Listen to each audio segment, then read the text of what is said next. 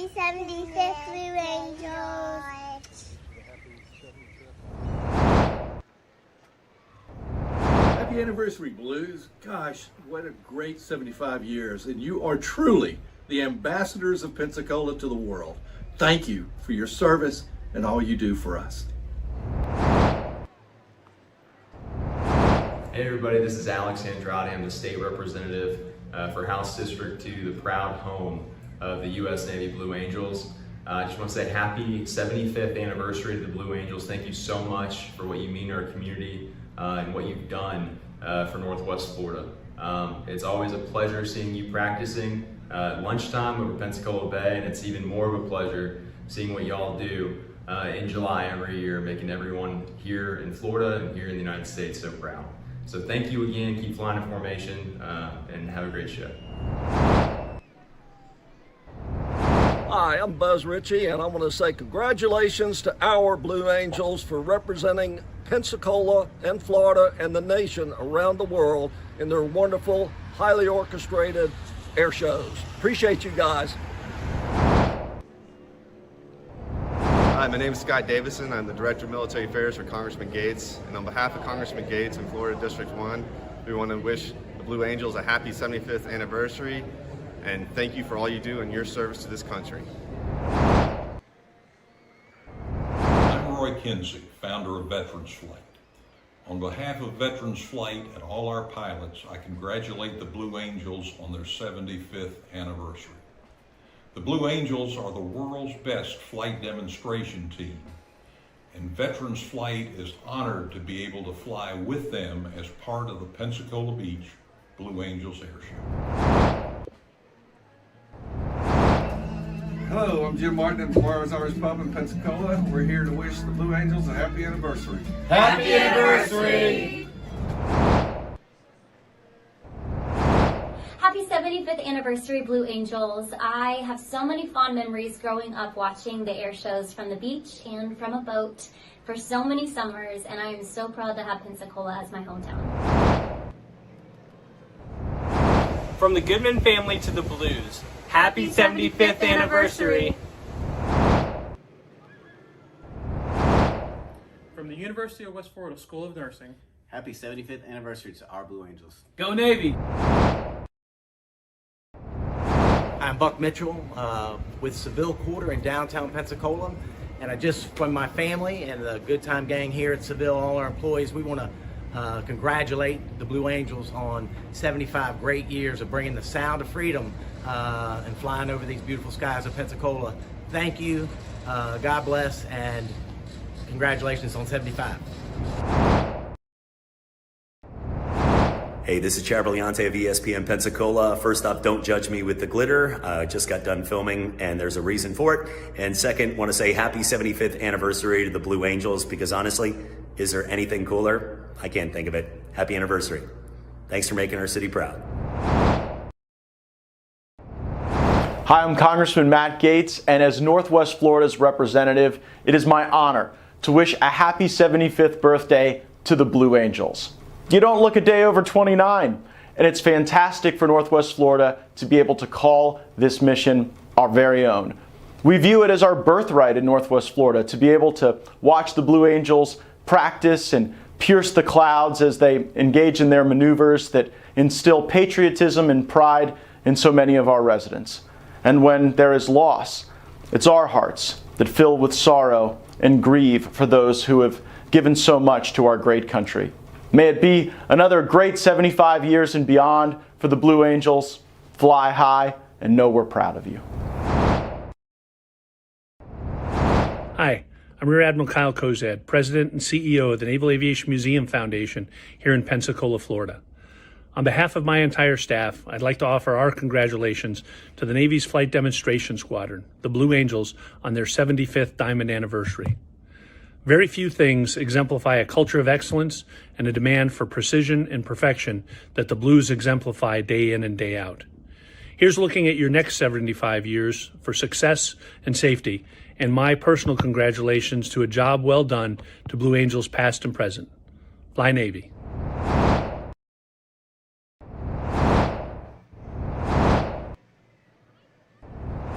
Good morning. everybody. Wayne Molnar, former Blue Angel pilot back in the 80s. I'm happy to be here with everybody. Flew with them back in 86, 87, and 88, 30-something years ago. And I'll try to talk you through today's air show. We're all happy to be back in Pensacola Beach in 2021. We've had roughly 2 years since we've been able to gather and have an air show. Last year, obviously, everybody with COVID and the lockdown and the mask. Hopefully all of that has faded away, and we'll be able to just have a great weekend together. We've obviously got the Blue Angels flying, but we've got a whole lineup of lots of other spectacular events planned for you today. We've got a group of helicopters, gyrocopters.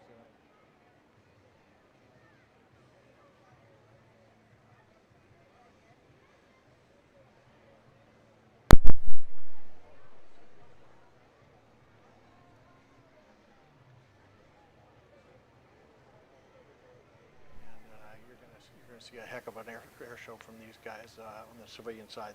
They'll be flying smaller airplanes, 3,000 extra pit specials, and really a lot of fun.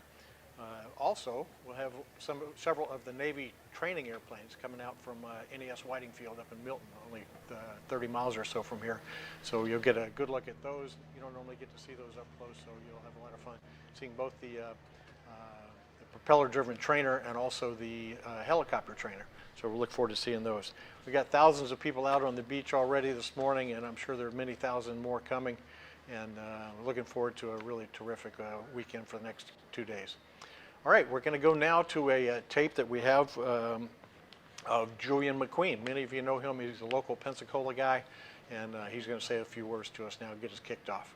The Blue Angel show in Pensacola Beach is a classic. I mean, everybody needs to experience that. You know, I've been experiencing it since 1986, and I never miss one. So when we moved here in '86, that was kind of this. It is an epic experience just to see the blues so low and right in front of you. And since I'm involved in the hotel business out there, the Santa Rosa Island Authority that sponsors the event contacted me and said, "Julian, you've got the only airplane that's in the museum. Would you consider flying it for the show?" And I went, "That's a great idea." And so for the first few years, I flew it, you know, just myself and some family members and friends. And then I got the idea that this would be a great auction item to raise money for charity. And since then, I don't know how much money I've raised, but generally I end up raising $5,000 to $7,000, for charity that weekend by auctioning off rides in the airplane. And so that was kind of how it started. Monty Blues called me and asked me if I'd like to do it. And I thought it'd be a great idea, lots of fun. And then eventually it's morphed into this money-raising opportunity. But the whole thing there is really kind of benign. I mean, it's, when you see what everybody else is doing, starting with the Blue Angels, what they're doing, and then you look at all the other aerobatic airplanes. What I do is really not very, it's not very spectacular. So I try to come up with something that I could do that would be interesting. So the routine I've practiced every year for the last 10, 15 years is I go out 3 miles due south of the pier, and I orbit around at 1,000 feet, and then wait for the window that I've got in the air show. And I fly in at 1,000 feet, and about, I don't know, not very far from the pier, I pull the power, put the flaps in it, and I just dive. I dive at about a 30, 45 degree angle. It's in the airplane, it's spectacular because you're really, you're looking down at the pier, and then the idea is to break off to the east at 50 feet or 20 feet or whatever, and then do a circle and then come back at the pier at 20 feet, and then create the illusion that you're coming close to the pier as you go over it. Because when you look at it from either the front or the back, you can't really tell that distance. You don't have the depth perception if you're on the beach. So that's what I thought might be fun. And then for the people in the airplane, I'm talking to them through the intercom and telling them, this is not I'm not taking a risk here. This is really quite, safe, and it's not, in the airplane, it doesn't look that, that scary, really. Maybe I've gotten used to it, but, but anyway, I'm talking everybody through it, and in the airplane. Then we just go over the pier, 20, 30 feet, and then down the other side. And I try to pull some negative G's just because inside the airplane to float is something a lot of people haven't experienced before. And there's lots of yelling and screaming. And I tell everybody, please yell, scream, have a great time. And so we do that once, do a circle on the west side of the pier, 20, 30 feet, and come back over the pier, do another, up and over, and then come back around in front of the Hilton, and then do a 360 in front of the Hilton, and then exit to the east. And it all takes about 5 minutes, and it opens up the show every year. And it's been a great kind of tradition, I think, certainly for me, and I hear a lot of people talk about it, so I think everybody still enjoys it. I'm just trying to make it interesting by doing the pier thing.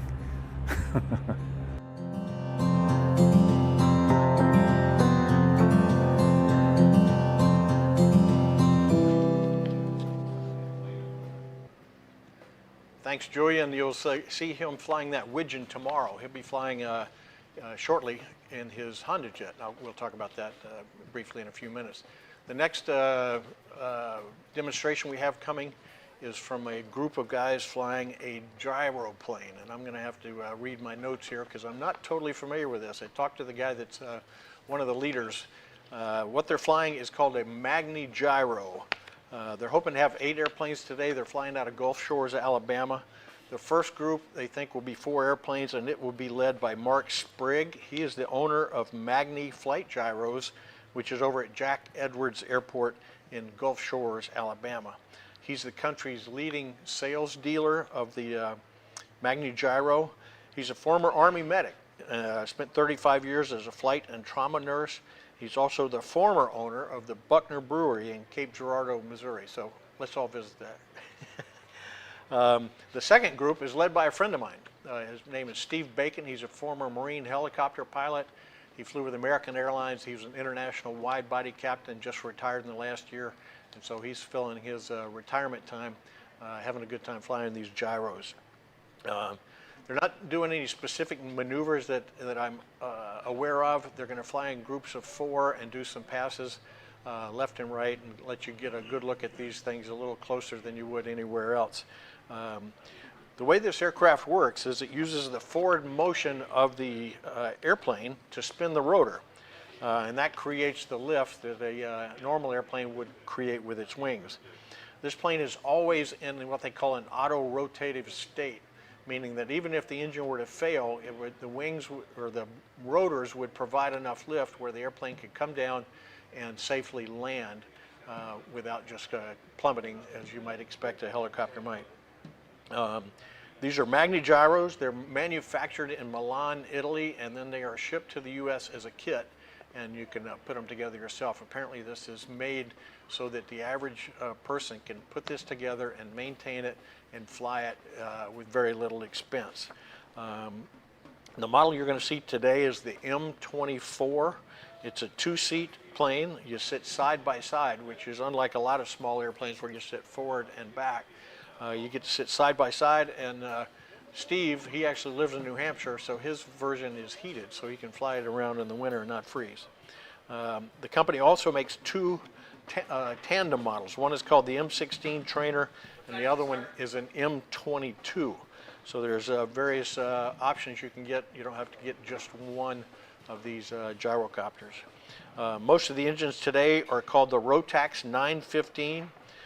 They produce takeoff power and fly up to 11,000 feet, and their maximum ceiling is 13,000 feet.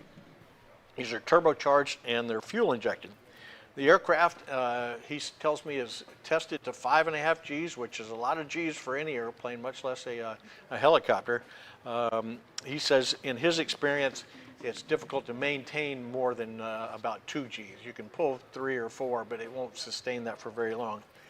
He says 2 is about the max. He says the top speed of this airplane is 120 miles per hour, has a range of 300 miles, and the fuel burn rate is only 4.5 to 5 gallons per hour, so it's not very expensive to operate at all.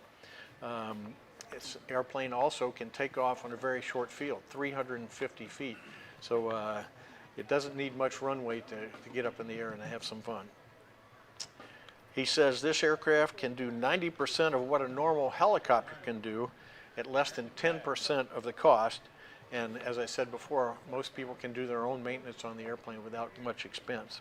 So he says this is the best option for returning affordable flight to the average citizen, lets them get into an airplane without much expense and not a lot of maintenance expense, and the fuel costs are minimal. So we'll see if these guys are coming out soon. Hopefully we'll have the Magny Gyro, so we'll go back live out to the beach, and hopefully they'll be arriving soon.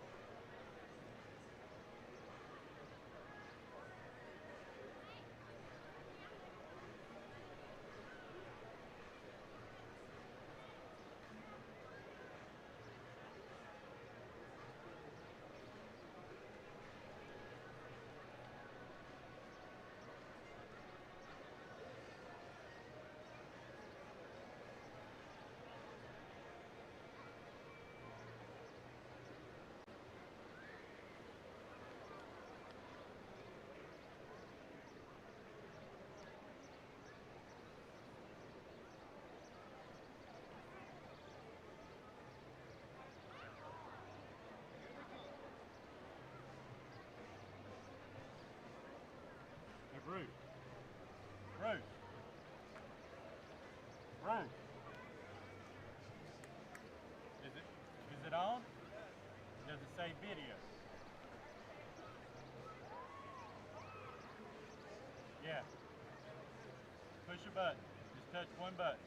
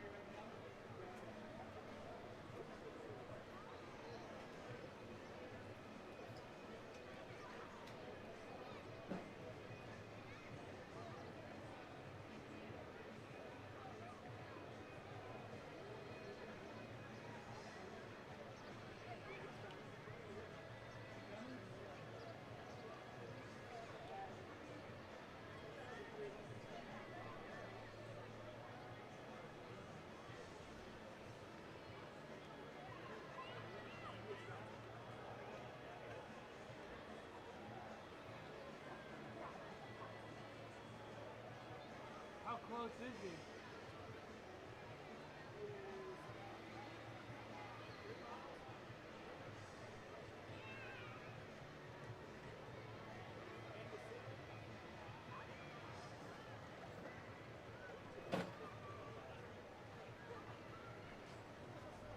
Hey Bruce, he's about 3 miles down right now. Julian is.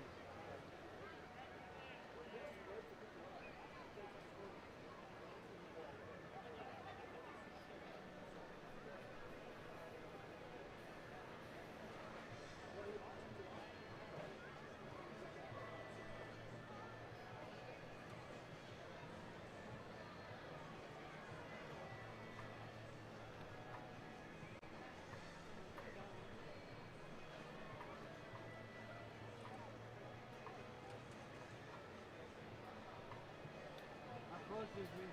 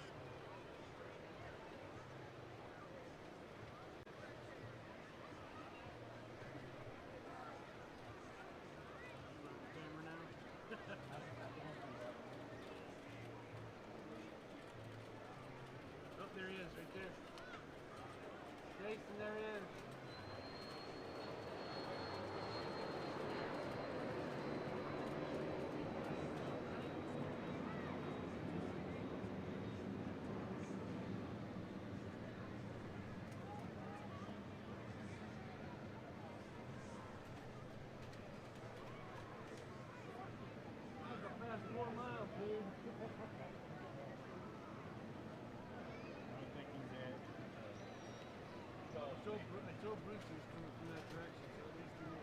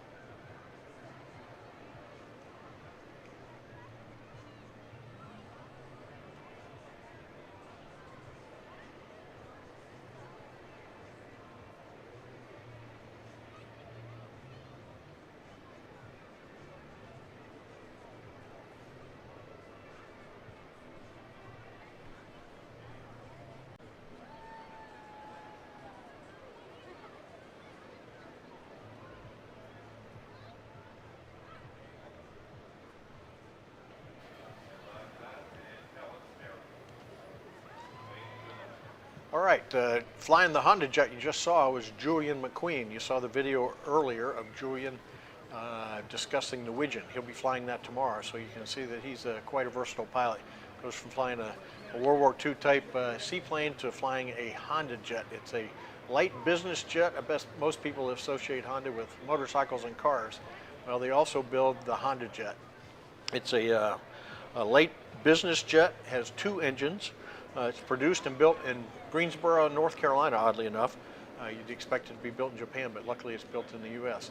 They started building them in 2015, and they're still building them today. So far, they've built over 170 of these Honda jets. Rough cost is about $5 million per airplane. The unique thing about the Honda jet is it requires only 1 pilot. Most business jets, you need a co-pilot. That tells you how advanced this jet is, that it can be handled easily by just 1 pilot instead of a captain and a co-pilot. It has the latest and greatest in avionics. They have the Garmin 3000 system, which is made up of 3 14-inch displays, and there are 2 6-inch touchscreens to control all of the instrumentation in the cockpit. Just like a lot of new cars these days, this airplane starts with a push button. Older jets, you go through a whole process of getting the thing started, but this is 1 button and it starts itself. As the engines on the airplane are a joint effort by General Electric and Honda Jet. They make this engine is called the HF-120. It's a turbofan engine. Each engine produces 2,000 pounds of thrust for a total of 4,000 pounds of thrust. The airplane itself weighs roughly 10,000 pounds, so you can tell it's got a lot of performance. The unusual thing about the engines on this airplane is that they are mounted above the wing. Most airplanes you see, like a 737 or 757 and other business jets, the engines are mounted below the wing, but these are mounted above it. It sticks up a couple of feet, and part of what that does is it makes the cabin interior much quieter by having the wings above the motors rather above the wing. Range of the airplane is 1,600 miles. Cruises at a speed of 425 miles an hour. Its max altitude is 43,000 feet. I'm told it cruises best at 31,000 feet. Like I said, its max weight is 10,700 pounds. Its wingspan is 40 feet. The length of the airplane is 43 feet. Has its own bathroom, can take 8 passengers, and it can get airborne on a runway of only 3,500 feet. The unusual part about Julian is he was the first person to fly a Honda jet around the world. That may not sound like a big deal, but for a single piloted airplane and to get permission to do that, it requires a special certificate to be licensed to fly around the world. So he and his wife Kim flew the Honda jet around the world a few years ago. They said they stopped in 50 countries and stayed in 80 different hotels, I think they said, along the way. So thanks, Julian. Appreciate you flying the Honda jet for us today, and we'll look forward to seeing you flying the Widgeon tomorrow. Let's go back out to the beach.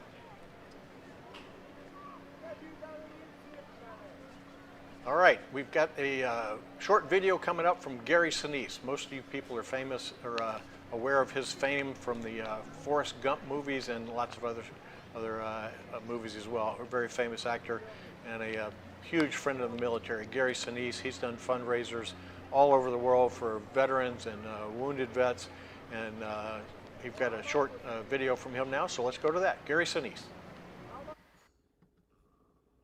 2020 will long be remembered as a year of great difficulty. The COVID-19 pandemic and the economic hardship that followed has caused much pain and loss here at home and around the world. Looking back at this year will always remind us of loss. But so too, it will remind us of our collective strength, of the fighting spirit of our first responders, and the unwavering commitment of our frontline medical workers to keeping their fellow Americans healthy. I'll also always remember this year with a touch of pride, knowing that when crisis arose, the Gary Sinise Foundation didn't skip a beat. The challenges facing our public health workers, our first responders, our military, the challenges that they and their families are facing are very, very demanding. That's Gary Sinise right there, and boy, he's got it right. This organization is providing PPE equipment and essential gear that the first responders need while they're out there working on the front lines. Thank you, Gary. Thank you, Gary. Thank you, Gary. Thank you, Gary. Thank you, Gary. Our mission to serve our nation by honoring our defenders, veterans, first responders, their families, and those in need was as vital in 2020 as ever before. In our mission statement at the end, it says, and those in need. Well, Gary saw that there was a need, and he wanted to support our healthcare workers right now. He knows that they're the first line of defense, and they're protecting us and keeping all of us safe, so he wanted to support them and let them know how appreciative he is of their service. When the pandemic struck, we launched our emergency COVID-19 combat service. When I heard about the COVID-19 campaign, I wanted to offer my full support. To be able to help out and donate is just an honor of mine. Thanks to the support of thousands upon thousands of Americans across the country, we were able to shift our services to areas where they were needed most. You've supported us with other donations and equipment, and this is a big deal for us. Providing personal protective equipment to first responders, along with 60,000 meals at hospitals across the country, including our nation's VA hospitals. Last night during our Salute the Heroes event, the Gary Sinise Foundation brought over 900 meals to our first responders, our healthcare clinicians, our staff. That kind of support you just don't get anywhere else. It's just so wonderful of the Gary Sinise Foundation to do this for us. Beyond supporting the fight against COVID-19, we've continued to address the occupational hazards which our first responders face every day. Most firefighters are not killed in fires. They're killed through cancer. Gary Sinise Foundation helps us get our job done. The Gary Sinise Foundation also continued providing custom-built, mortgage-free smart homes to severely wounded heroes. Wow! Through our RISE program. So now I get a second chance at life to enjoy family, be a husband, be a father. While the RISE home dedication events have changed due to COVID-19 safety precautions, that didn't stop us from completing construction and delivering 8 homes this year. Come on in. Is that Gary? I just wanted to say welcome home. Thank you. And thank you. God bless you, and God bless America. The Gary Sinise Foundation Snowball Express initiative continued honoring families of our fallen heroes with virtual programming throughout the year. Awesome. Now cross over with your left hand, your first hand. With our Snowball Express children learning from home. Hold that up to the camera so I can see. We offered music lessons.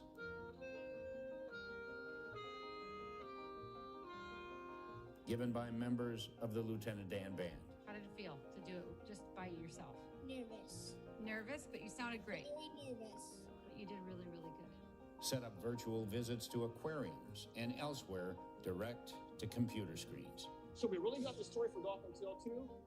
The same night we wrapped filming in Dolphin Tale. Is that crazy or what? True story. I was there, it happened. And for the graduating class of 2020, we mailed packages full of surprises to celebrate their academic achievement. They're just so thoughtful. My son didn't get to have a traditional graduation, and they sent him a box full of his favorite snacks. The love is in the details. I think that's why I honestly love them so much. And for the holidays, which can be such a trying time for these brave families, Since we were unable to go to Disney World, we were thrilled to provide a virtual Snowball Express event. Hello, hello, hello, my wonderful Snowball families. Welcome to Snowball Express. Okay, now we've got a program called Veterans Flight. It's run by Roy Kinsey, and they fly a group of Stearman airplanes. We've got some of them on the tape now. And what they do each year is they bring a group of World War II veterans in, and they put them in the Stearman and take them for a flight. They did this yesterday afternoon. They had, I think there was 8 aircraft flying down Pensacola Beach yesterday evening, and now they've got some more airplanes out there today. This is a World War II trainer, a biplane. Every World War II pilot flew this in training. And surprisingly, there are many of them that still fly today. Everybody that ever flew it loves the airplane. I've never been in one, but I'd sure jump at a chance to go. So anyway, let's go back out to the beach and take a look at the Stearman and the Veterans Flight Program.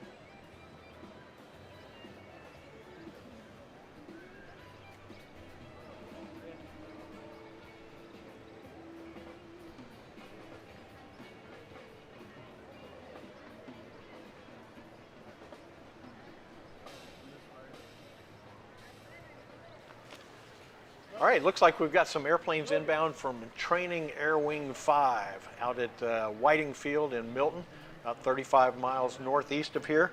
Part of the Naval Air Training Command. They have 6 squadrons, 3 fixed-wing squadrons that fly the T-6 Texan, and 3 helicopter squadrons that fly the TH-57 Bell Sea Ranger, sometimes called the Jet Ranger. They train about 1,200 students every year, run them through the pipeline. I started my Navy career there as well back in 1980, so it tells you how long they've been in business there. Let me give you a few specifics about the T-6 Texan. That's what's flying by right now. It's a 2-seat trainer built by Beechcraft. That company was taken over by Textron Aviation. It's the basic trainer for the Navy, the Marine Corps, the Coast Guard, and the Air Force uses it as well. It's flown in many other countries: Mexico, England, New Zealand, Morocco, Canada, Greece, Israel, and Iraq. First built in 2000, and they're still making them today. So far, over 850 of the Texans have been built. This replaced the T-34C, which was the trainer that I flew at Whiting Field back in 1980. It has a Pratt & Whitney turboprop engine, a 4-bladed propeller. It has an ejection seat. Most trainers don't have an ejection seat. It's a Martin Baker ejection seat. It has a HUD. HUD is called a HUD, head-up display. What this allows the pilot to do is to look through the windscreen and see all of his primary flight instruments without having to look down into the cockpit.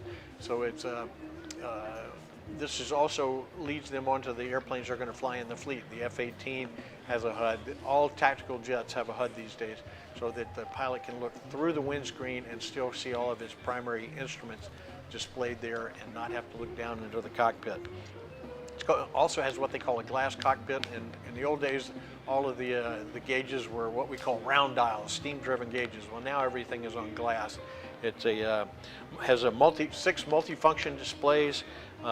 Also has what they call a HOTAS system, H-O-T-A-S, hands-on throttle and stick, which means there are numerous buttons on the throttles and on the stick that allow the pilot to control different functions in the airplane. He can change displays with just a touch of his one of his fingers without having to take his hands off of the throttle or off the stick to change the display he needs in the cockpit. The airplane's 33 feet long, 33-foot wingspan, 11 feet tall. It has 1,100 shaft horsepower, so a very powerful trainer. It cruises at 325 miles per hour. Maximum altitude is 31,000 feet, and it's fully acrobatic. Can pull 7 Gs, positive, and -3 negative Gs. So really a great training airplane. Let me now switch over to the TH-57. It's the made by the Bell Corporation, called a Bell Jet Ranger, or a Sea Ranger. First built in 1962, so it's been around a long time. Over 7,000 of these have been built. You also see a lot of these in bigger cities as the traffic helicopter. So it's the same basic airplane. Flown by over 50 countries, been exported all over the world. It's 39 feet long, 9 feet tall, and the blades are 33 feet in length. Maximum speed, 140 miles per hour, can climb to 13,000 feet, and its max weight is 3,300 pounds for the Bell Jet Ranger trainer. Let's go back out to the beach.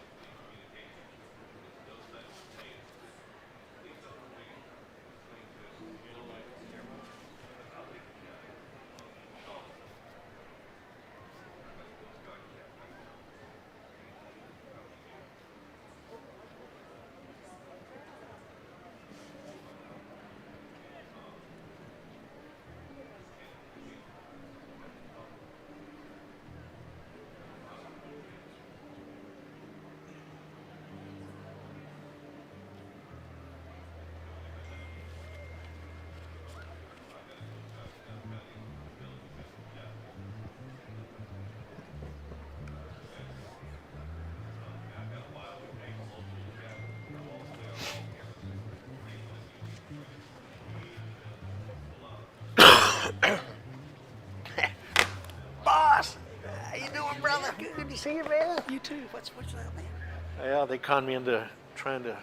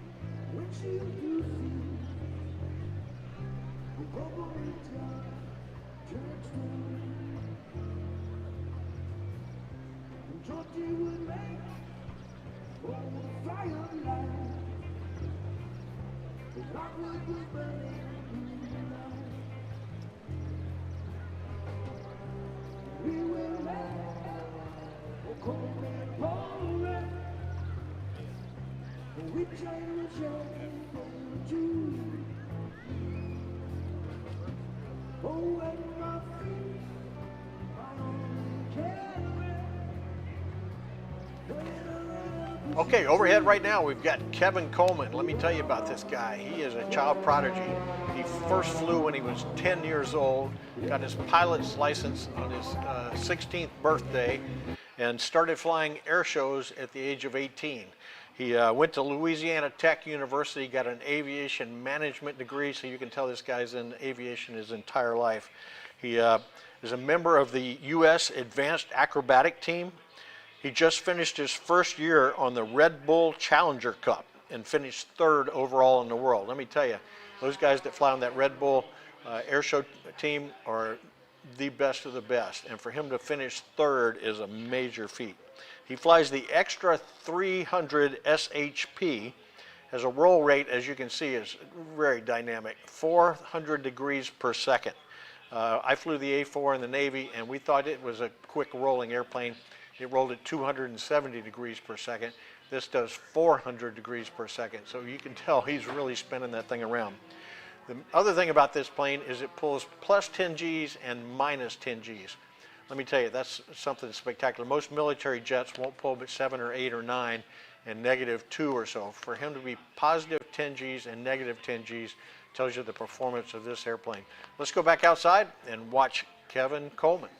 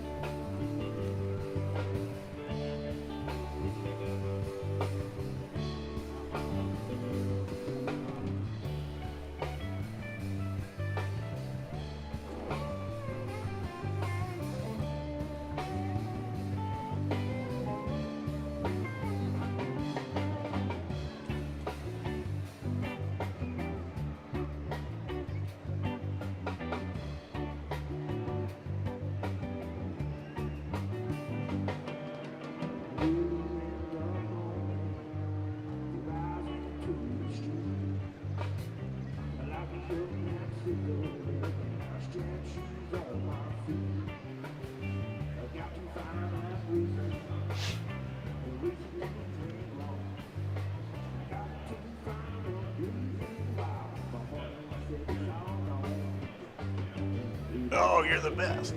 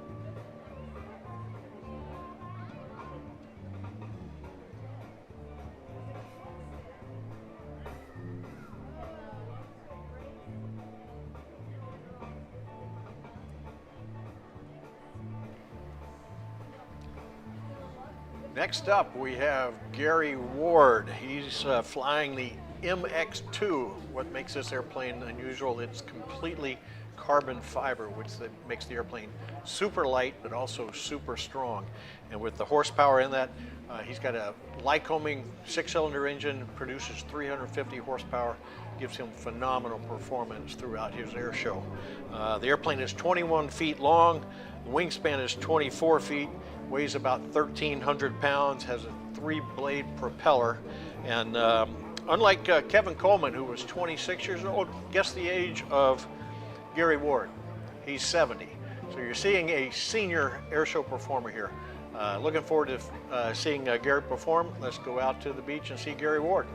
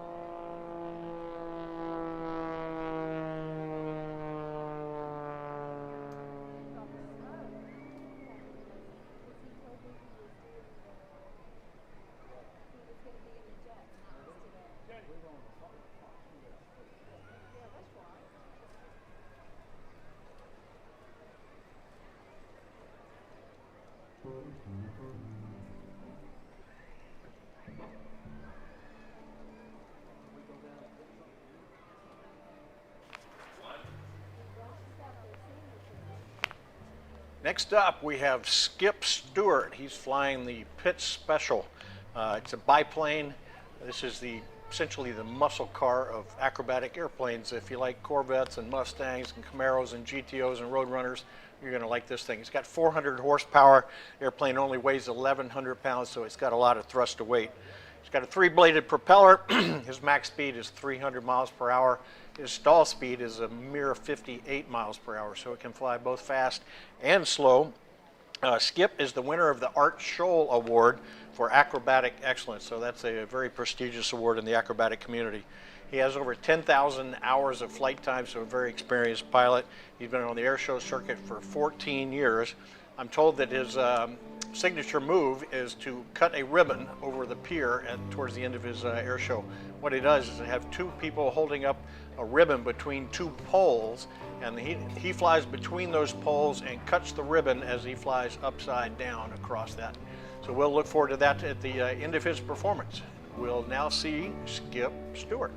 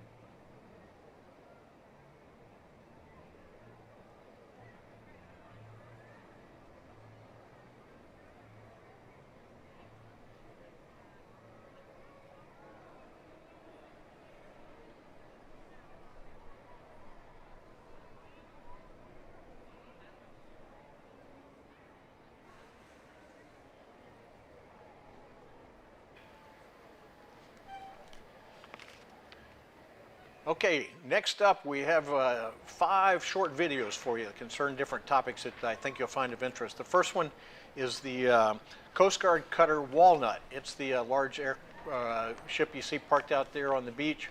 It's serving as the center point for all of today's maneuvers. The pilots you've already seen are using that to focus their maneuvers there, but the main purpose is to have that Coast Guard cutter there for the Blue Angels. Normally they fly on a 7 or 8 or 10,000 foot runway, and they park a bus or a truck on the edge of the runway, and they use that as the focal point for all of their maneuvers, trying to put every maneuver centered right over that. However, there's obviously no runway out here at the beach, so they use that Coast Guard cutter. It's 225 feet long. It's just recently transferred here to Pensacola. It was previously based in Hawaii, so we're happy to have that here. We'll show you a short video. Second is of the USS Midway, which is an aircraft carrier, World War II vintage, and towards my latter days in the Navy, it was still around. Now it is a museum in San Diego Bay. So if you're ever out in San Diego, definitely take a tour of that. It's a wonderful museum. I've got a couple of friends that give tours on that. One of them is former Navy Captain Gil Rood. He was the flight leader of the Blue Angels when I was on the team in '86, '87, and '88. He's a great storyteller, so I know his tours are very entertaining. Third video we have is actually a song performed by a local legend, Woody Bradshaw. I think you'll recognize him and his song. Fourthly, we have Bob Rasmussen.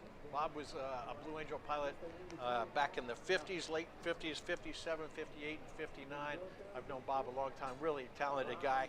He was the director of the Aviation Museum here at NAS Pensacola, helped turn that into a world-class museum.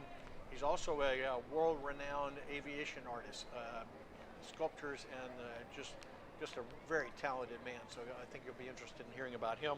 And lastly, we have Dick Pace, a local legend here in Pensacola, celebrating his 101st birthday. So let's go to those 5 videos.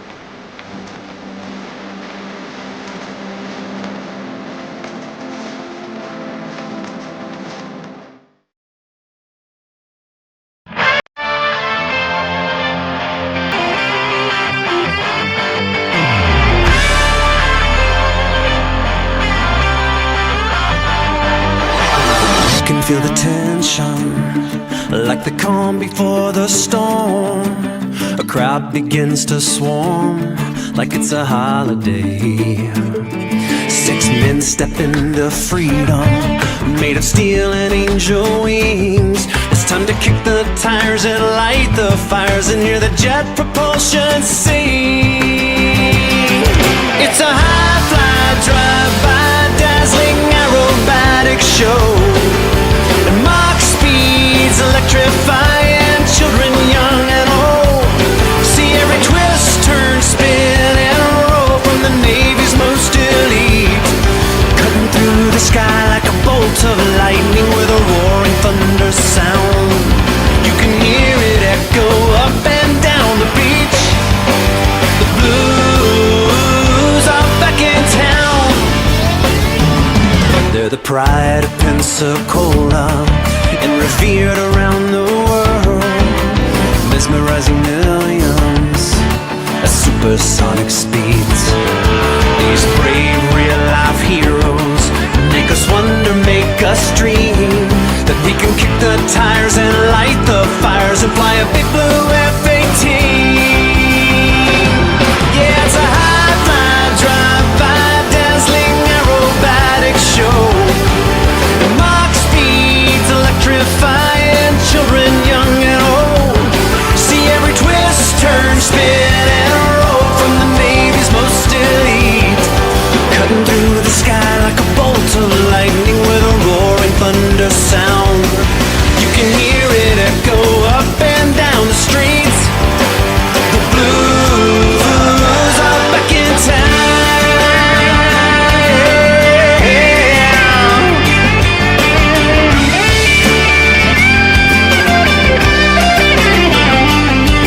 When an angel falls, we mourn the loss like a family member's gone. But God knows the Blue Angel's legacy lives on and on and on and on. It's a high-fly, drive-by, dazzling aerobatic show. And Mach speeds electrifying everyone you know. Turn, spin, and roll from the Navy's most elite. Yeah, it's a high-fly, drive-by. Mach speeds electrify. Twist, turn, spin, and roll. Cutting through the sky like a bolt of lightning with a roaring thunder sound. You can hear it echo everywhere they go. The blues are back. The blues are back. The blues are back in town.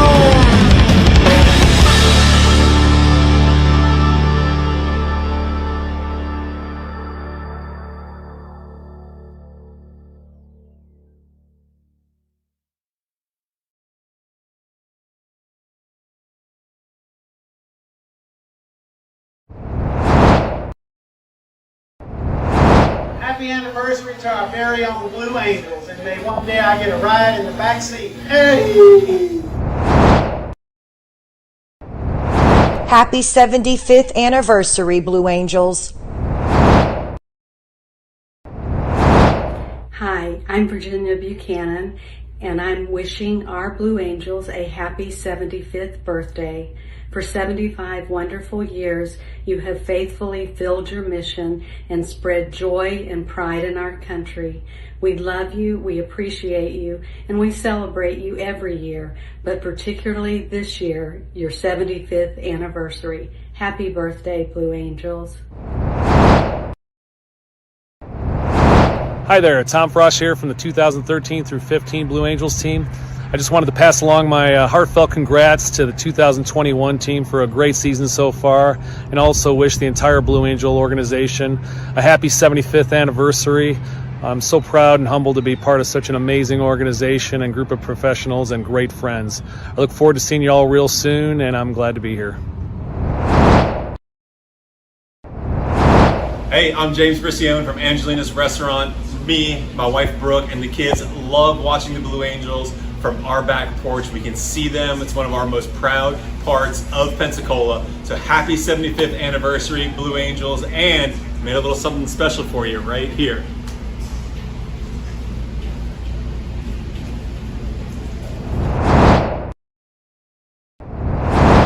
Hi, Michelle Salzman here, State Representative for District 1.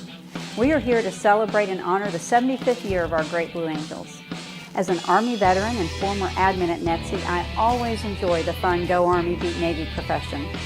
As someone who grew up here, I can say that the pride and excitement of having the Blue Angels here in our community is a sentiment that is shared by us all. Thank you for the pride that you bring and for your service to this great nation. Blue Angels, Summer Airshow, Pensacola Beach, 75th year history of that amazing group and demonstration team of the U.S. Navy. No one in Pensacola could be more proud than all of us combined and together. And I've got my one little thing. I'm Commodore Pensacola Yacht Club. My name is Tom Pace. If you anchor on the west end of Little Sabine, you're right underneath the glide path of a couple of the formations. Greatest thing in the world to see an F-18 Super Hornet doing what it does, literally 100 feet over your head. Hi, this is Jeff Weeks, wishing the world's greatest flight demonstration team, the United States Navy's Blue Angels, a happy 75th anniversary. And by the way, thanks for letting me catch a ride with you back in 1994. It was a great experience.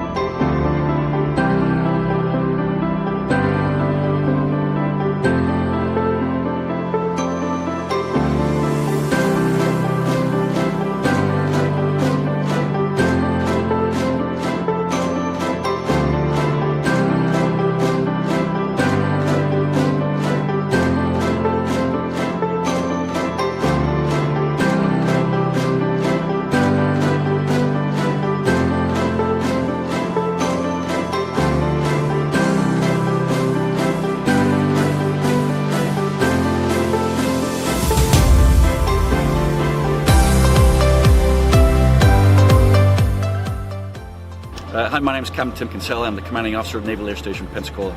It is an absolute honor for me to be here today, just to witness Dick Pace to get up in the air again in this aircraft, this SMJ Texan, and not just for him to fly it, an aircraft that he flew during World War II, both as a student and as an instructor pilot, but to do it in the same airspace over NAS Pensacola that he flew in an aircraft just like this almost 80 years ago. It is absolutely amazing to do. It's unfortunate to say that men like Dick Pace are a dying breed, and to be here with him today, it is as much for us as it is for him, and what a Christmas present to be able to give this man. This has been a tough year for everybody, and what a great way to ring out the year, to end it on such a wonderful note. Opportunities like that only come along once in a lifetime, and I'm very, very honored and privileged, and it is not lost on me what a great honor it was to do that today. The flight went great. We were in the back. We had headsets on and intercom, so we were able to talk the whole time. It was an absolutely great day to fly. Clear blue skies, fantastic visibility. When we flew over the water, it was the only word you can really think of is stunning. It was blue. You could see the sandbars out there. He was having a good time when we were talking. So we did a few wing overs over the beach and showed off our smoke system, which he was pretty enthusiastic about. So it was a great time. I love flying these airplanes. It's a very unique opportunity to be sponsored by Geico and have the ability to fly these airplanes, but even more unique was to take a piece of the flying history and actually take it to a piece of living history and fly with Dick today. He actually flew these airplanes in World War II, trained the world's greatest generation, and kind of put those two pieces of the puzzle together. Is a very unique experience. It was pretty neat when somebody of his vintage, somebody that actually taught in these airplanes in World War II, got out, shook my hand, and told me that I was smooth and that he would give me a sign off. As we say, it is our best Christmas present ever, and we thank you, and that makes for a good one.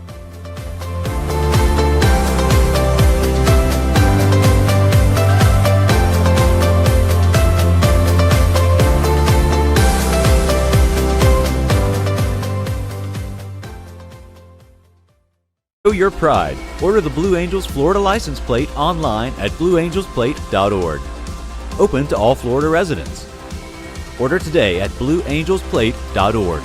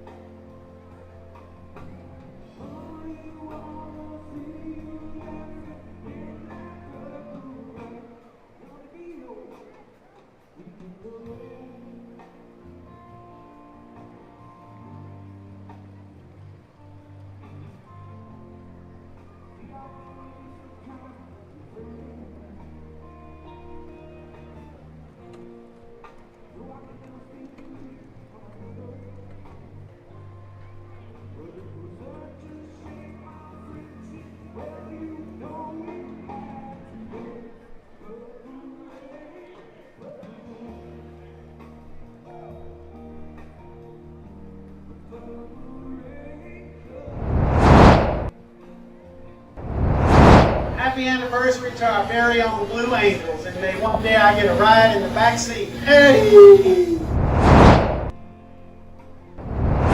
Happy 75th anniversary, Blue Angels. Hi, I'm Virginia Buchanan, and I'm wishing our Blue Angels a happy 75th birthday. For 75 wonderful years, you have faithfully filled your mission and spread joy and pride in our country. We love you, we appreciate you, and we celebrate you every year, but particularly this year, your 75th anniversary. Happy birthday, Blue Angels. Hi there, Tom Frost here from the 2013 through 15 Blue Angels team. I just wanted to pass along my heartfelt congrats to the 2021 team for a great season so far, and also wish the entire Blue Angel organization a happy 75th anniversary. I'm so proud and humbled to be part of such an amazing organization and group of professionals and great friends. I look forward to seeing you all real soon, and I'm glad to be here. Hey, I'm James Bricione from Angelina's Restaurant. Me, my wife Brooke, and the kids love watching the Blue Angels from our back porch. We can see them. It's one of our most proud parts of Pensacola. So happy 75th.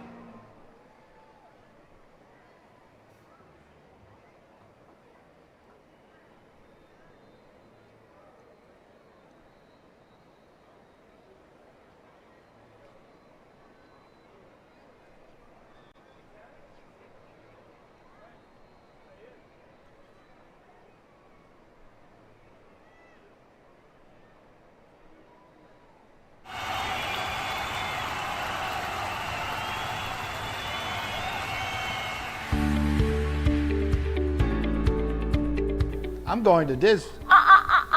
Wait, we're actually going to pre-order our GAL specialty plates.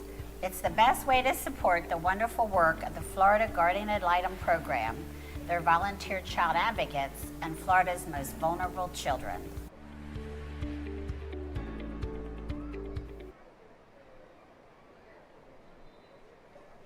Welcome to Pensacola Beach and the 2021 Blue Angels Airshow. My name is Wayne Mullner, former Blue Angel back in 1986, 87, and 88. Happy to be here to try to talk you through today's flight demonstration and try to keep you abreast of what's happening and what's coming next.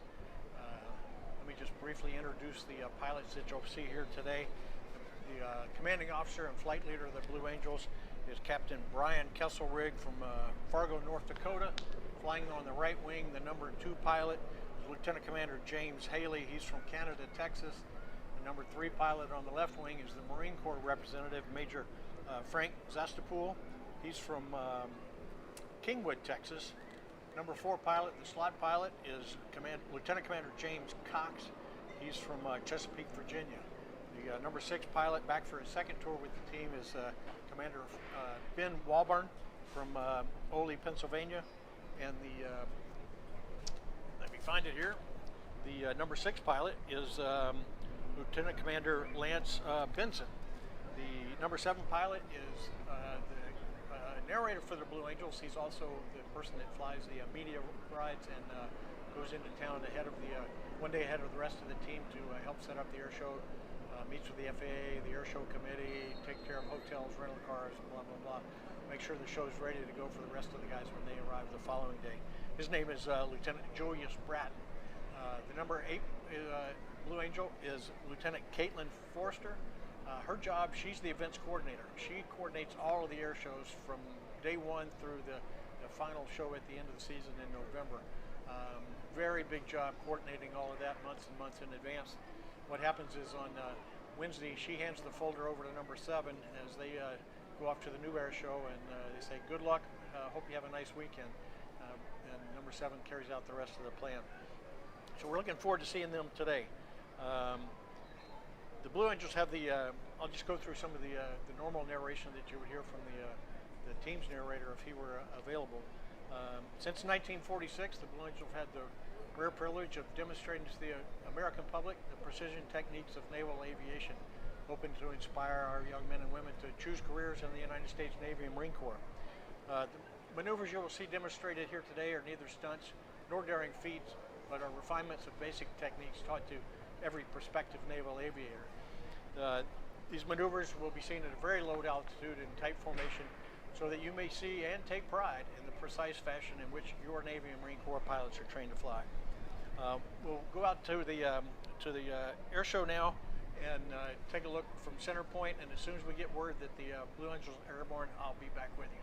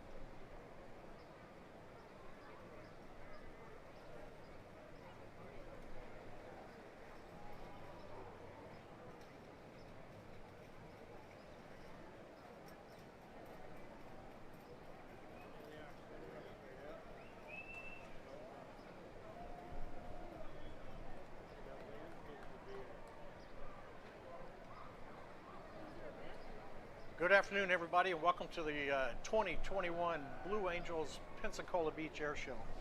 Straight ahead, you see the Blue Angel Delta formation. All 6 airplanes have completed their takeoff maneuvers at NAS Pensacola and have joined up to fly the head-on maneuver.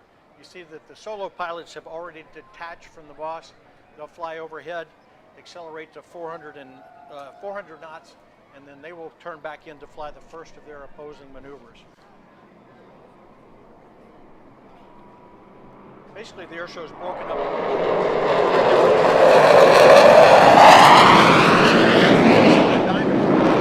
Pilots 1, 2, 3, and 4. They'll fly a maneuver, and then in between their maneuvers, the 2 solo pilots, number 5 and number 6, will fly a maneuver. Then towards the last third of the air show, all 6 airplanes will join up together and fly in what we call the Delta formation, the big V-shaped formation which you just saw with the head-on. The 2 solo pilots should be coming in from the left and right for the opposing 360 pass.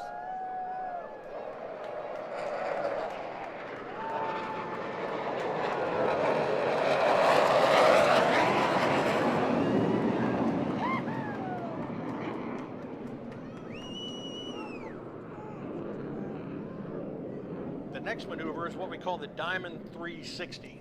Get out your cameras because this is one of those that everybody wants a picture of. The formation is as close in this maneuver as you will see it all day. It will be momentarily making its approach from the right at relatively slow speed. This will give you an opportunity to get a close look at the precision flying that produces the 18-inch wingtip to canopy separation. From the right, the Blue Angel Diamond 360.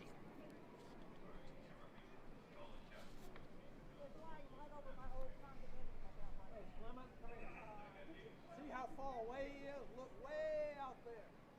See him way up in the clouds? He'll be here.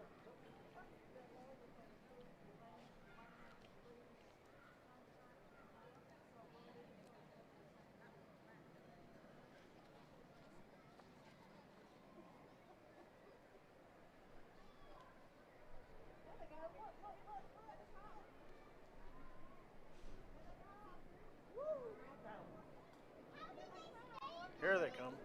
From the right, the Diamond 360. The left wingman on this maneuver is 18 inches from the boss's wing.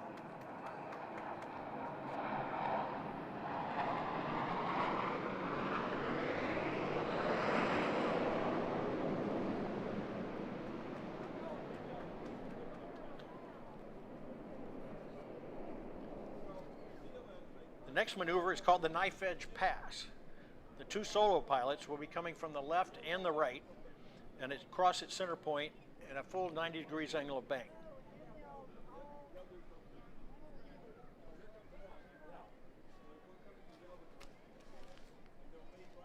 As they approach center point, Lieutenant Commander Walburn in number 5 calls, "Ready, hit it."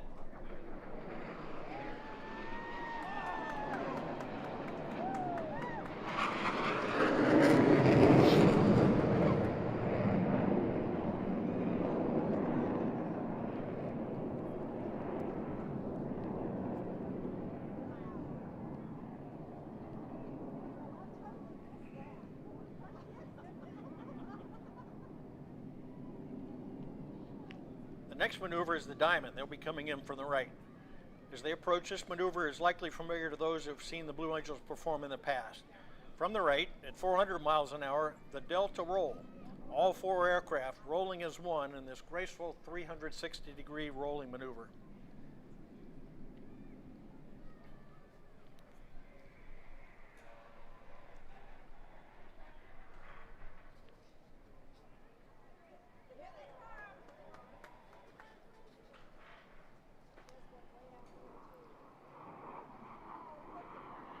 This maneuver is most difficult for number 3 on the left wing, as he has to not only pull up, but he has to push away, push with left stick, and feed in a boot of right rudder to keep himself in position on the left wing. Particularly hard when the roll is coming into you.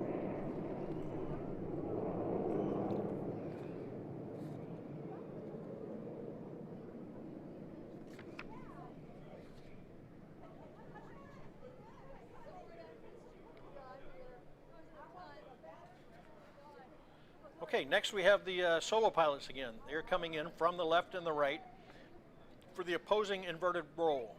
The two pilots will demonstrate the inverted flight capability of the F-18. Approaching from the left and right, the opposing inverted roll.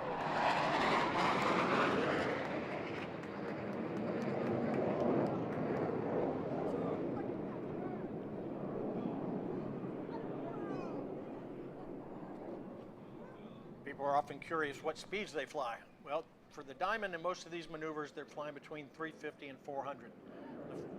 The solo pilots are flying about 400 knots, which is about 460 miles an hour. So as they approach each other on those opposing maneuvers, they have roughly 900 miles per hour closure. Next maneuver coming in from the left is the Diamond aileron roll.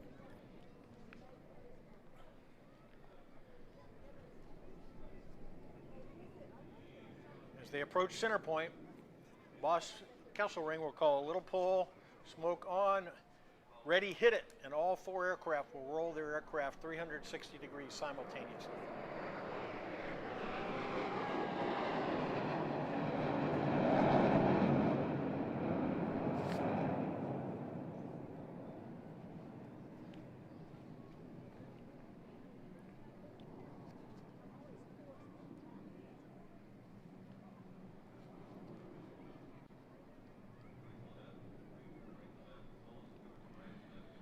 Solos will be approaching again. This time both will be together coming in from the right. Aircraft pilots and enthusiasts who appreciate the difficulties associated with carrier aviation will enjoy this next maneuver demonstrated by the two solo pilots.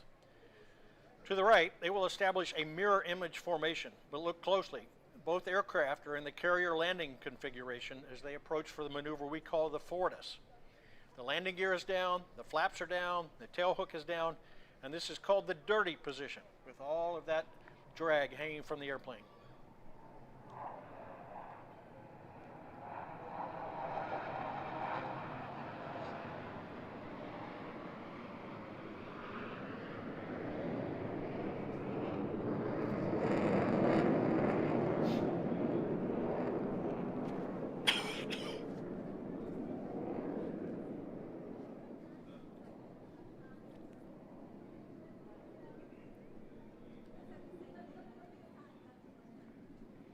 Next in from the left will be the Diamond once again. This time they're approaching for the dirty loop. Again, the reason we call it dirty is because they have the landing gear, flaps, and tail hook down and the landing light on. As they pull up and over the top, they'll be in full afterburner. The top altitude in this maneuver will be roughly 5,000 feet. The Blue Angels are the only jet demonstration team in the world that performs this maneuver. From the left, the dirty loop.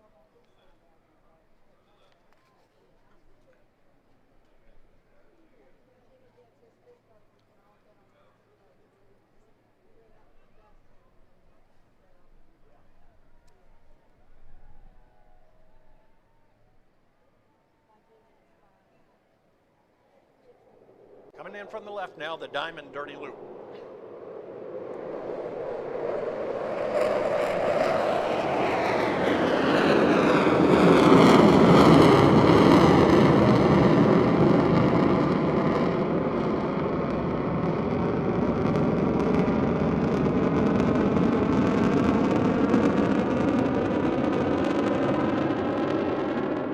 Once they come over the top, they will come out of afterburner and actually continue to reduce power all the way down the backside. Otherwise, the speed would increase too rapidly and it would exceed the minimums for the landing gear and the landing gear doors. This is the finish for the Diamond dirty loop.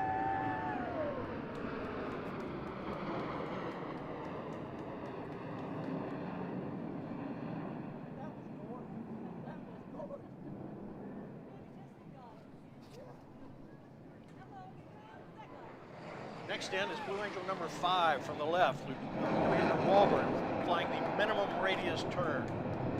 He's approaching to demonstrate the maximum performance turn radius of the F-18. He's executing a 7.5 G afterburner turn, and then he will exit the Airshow line to the right. Remember, he's not wearing a G-suit.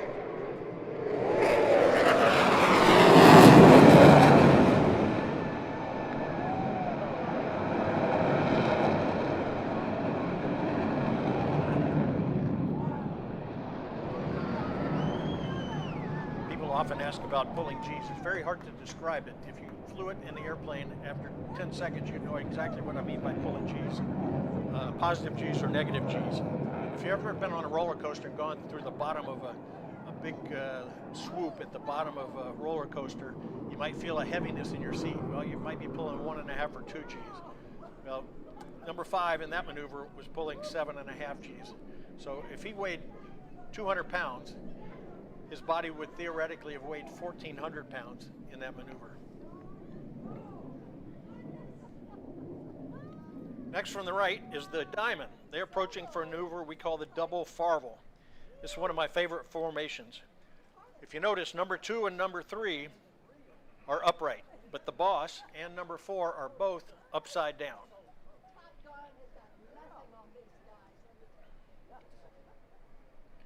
Number 4 is tucked in right between the wingman and right up into the boss's tailpipe.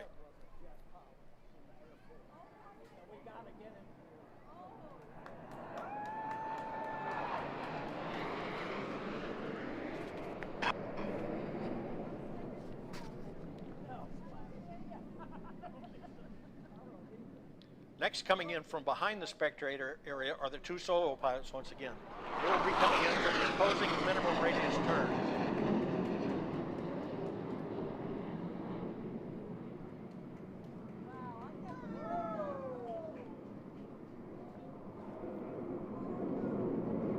Once again, the pilots are pulling 6 times the force of gravity during this opposing maneuver.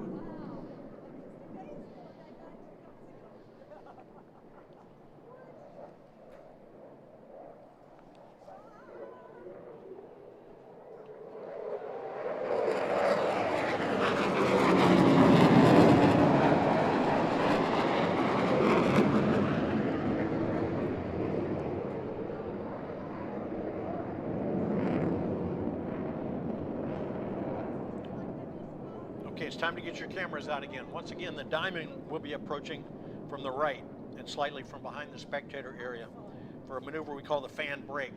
All 4 pilots are stacked down and aft on a 45-degree bearing line from the flight leader. From the right, they'll be flying at 350 miles an hour in what we call the Blue Angel Echelon Parade.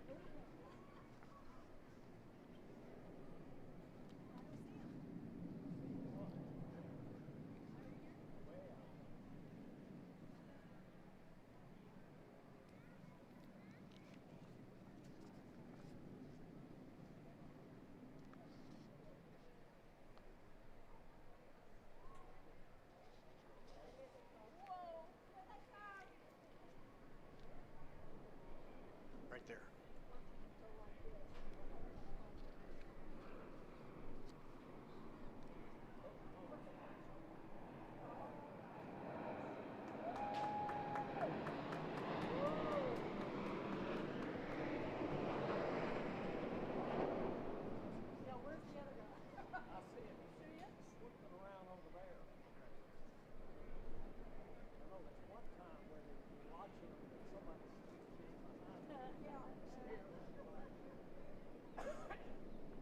The solo pilots are now approaching again from the left and the right for the opposing horizontal rolls.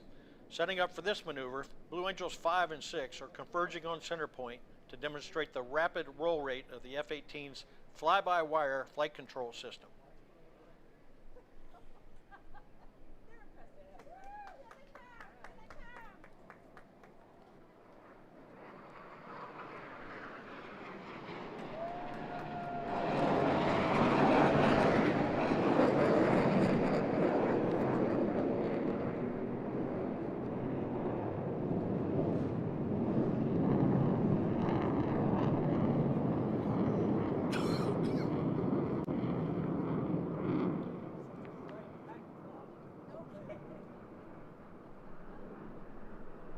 The next maneuver is the diamond pilots again. They'll be coming in for the changeover roll.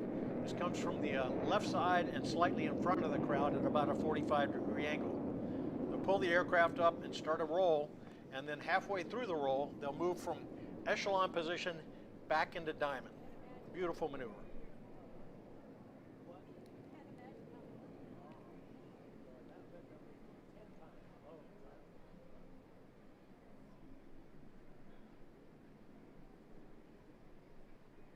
From the left, the changeover roll.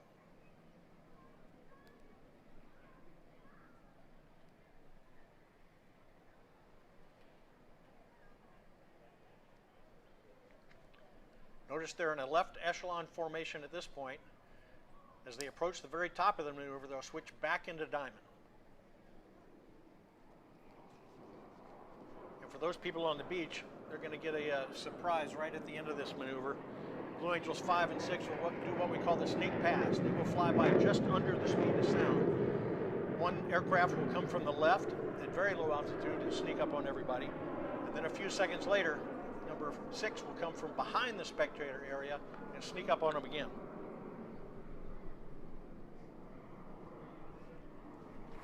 And here he comes.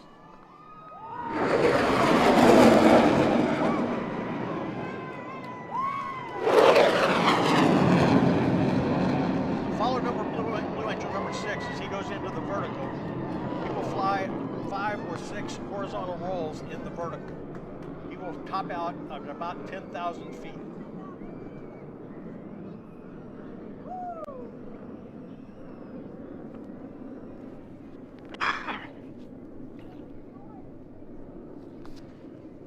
Folks, that's the fastest you will see an airplane fly up close. If they flew any faster, they would be flying supersonic, and because of the shock wave, it would be blowing out windows of all the hotels here on Pensacola Beach. So it's really fun to see something fly that fast, that close up.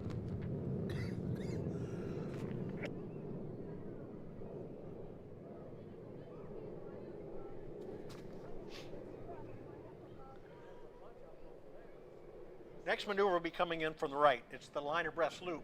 Blue Angel number 5 will join up with the Diamond, so there'll be 5 airplanes in this maneuver. Blue Angel number 5 is the one that came by, sneak past very low. You could even see the shock wave was touching the water here on the beach. From the right, the Blue Angel line abreast loop. The boss is the center of this formation. The wingmen are the 2 guys on the right and the 2 airplanes on the left. They have to fly off of the boss. They're not looking straight ahead at where they're flying. They're looking over their right shoulder if they're on the left side of the formation, or they're looking over their left shoulder if they're on the right side of the formation, looking at the boss. So they're trusting him to fly the maneuver perfectly, and they fly off of him. They go over the top of this maneuver at about 7,500 feet. As they come down the backside, they start reducing power more and more and more to keep from going too fast on the backside of this maneuver. The line abreast loop.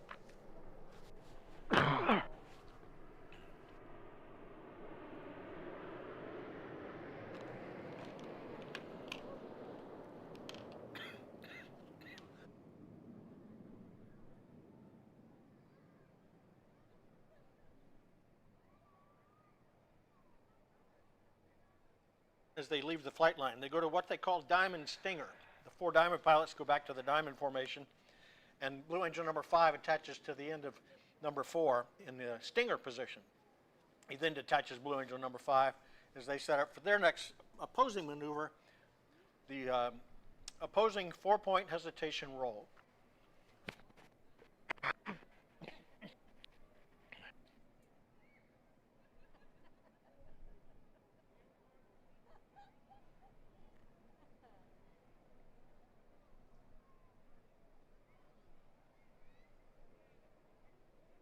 Be coming in again from the left and from the right. You've seen several flight profiles of the F-18 Hornet.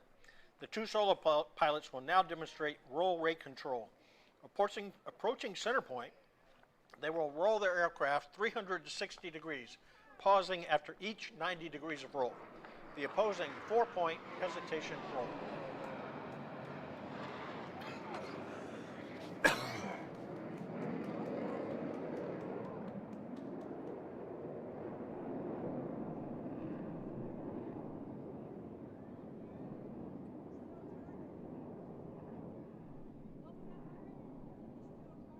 Will be coming in from behind the spectator area for the vertical break. From behind the crowd, the 4 Diamond pilots are rolling out in a trail formation for a dynamic separation maneuver. Crossing center point, they will climb up to the vertical and shift back into the Blue Angel Diamond.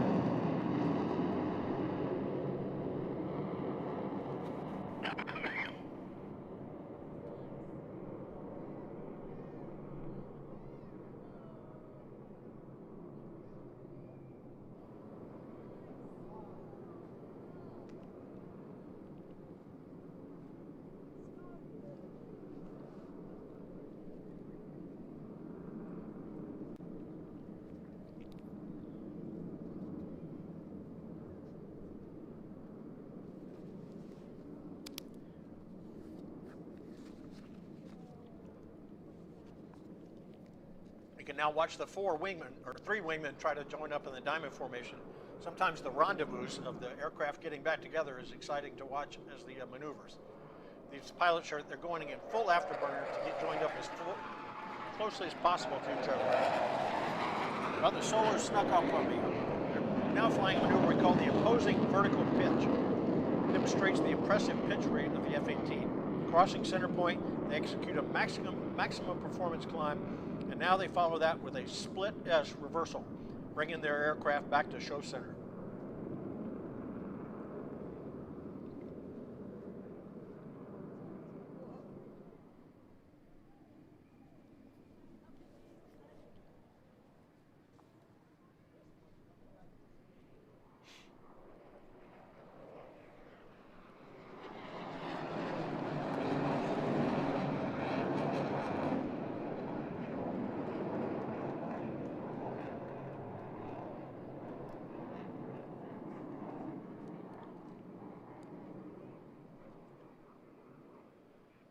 The four diamond pilots are now setting up for another head-on maneuver straight in front of the crowd. This is called the barrel roll break. In front of the crowd, Captain Kesselring is rolling out the diamond, pulling up through vertical. He will roll the formation 90 degrees, 90 degrees, and perform a split S finish for this dynamic maneuver.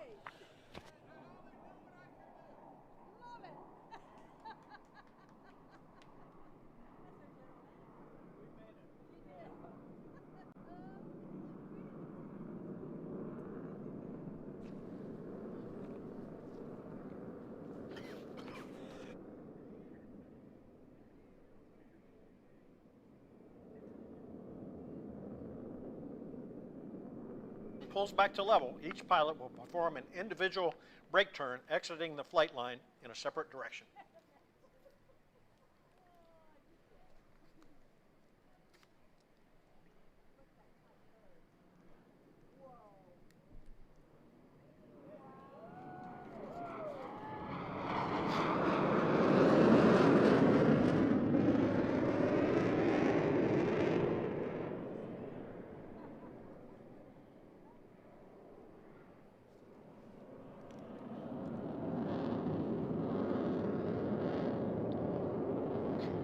Two solo pilots are now approaching from the right, together.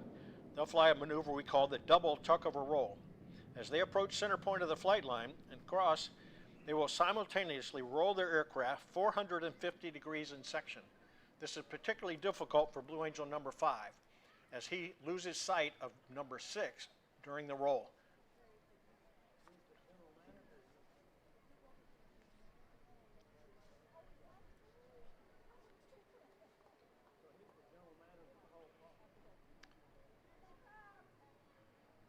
From the right, the double tuck-over roll. It looks like one aircraft, but there are two.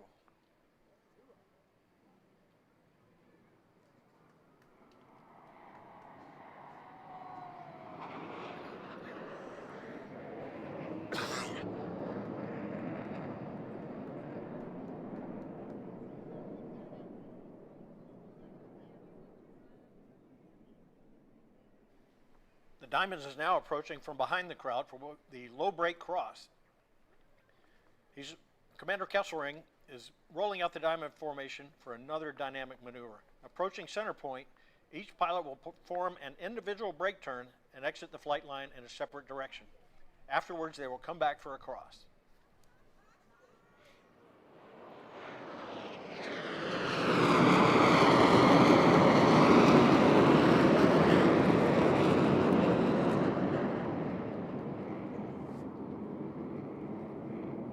Each aircraft is now accelerating to 500 miles per hour.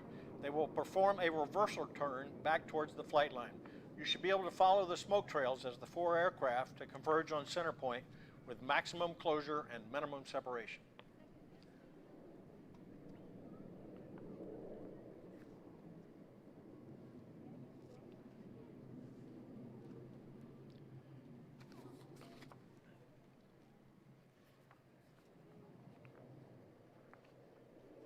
Now all four aircraft will converge on center point simultaneously.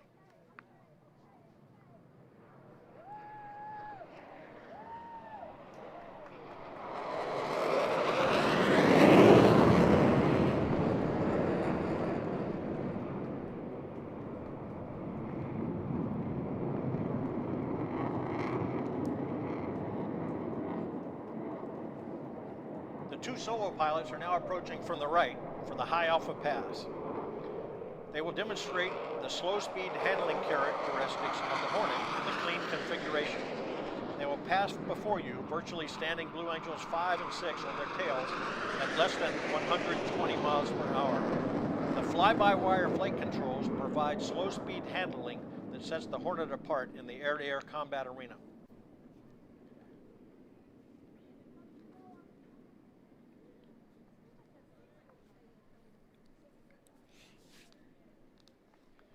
This is a fascinating maneuver. Very few airplanes are designed to go supersonic and yet can also fly this slowly and handle this well. Many people think the pilots must be in full afterburner to stand the airplane on its tail. Actually, they're at a fairly low power setting, about 75 per 80%. At the end of the maneuver, you'll hear both airplanes go into full afterburner. You'll know they're in full power then.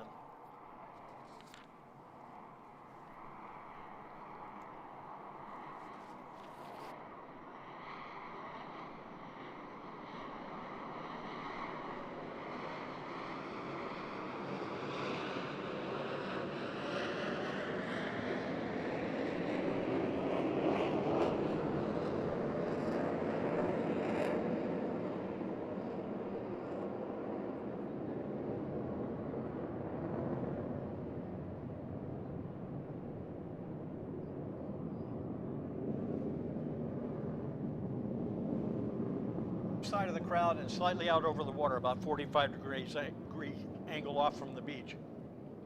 They'll be demonstrating the awesome power of these General Electric F414-400 engines. The boss calls for 4 Diamond pilots to simultaneously select full afterburner. As they pass over center point, you will hear and feel the thunder of 8 engines producing 176,000 pounds of thrust.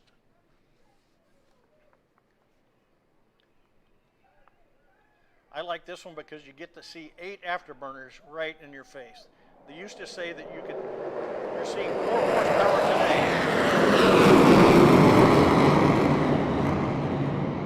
You're seeing more horsepower today than there is in the entire starting lineup of the Indy 500 and the Daytona 500 combined.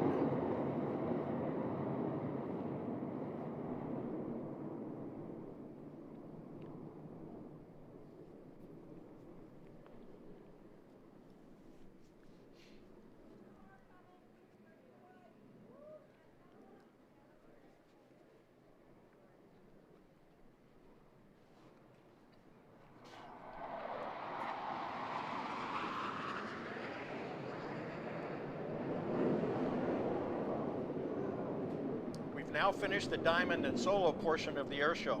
The 2 solo pilots will now join the Diamond and begin the Delta portion of today's flight demonstration. The Delta is the large triangle-shaped formation that you will see momentarily with all 6 aircraft. Some of you may know that El Centro, California is the winter home of the Blue Angels. The beautiful weather of the Imperial Valley provides optimum conditions to fly each of the pilots on the 120 training flights necessary prior to their first public demonstration. Their show season opens in March and runs through mid-November. The Blue Angels will be performing 60 flight demonstrations through the season and visiting over 30 cities in the United States and Canada.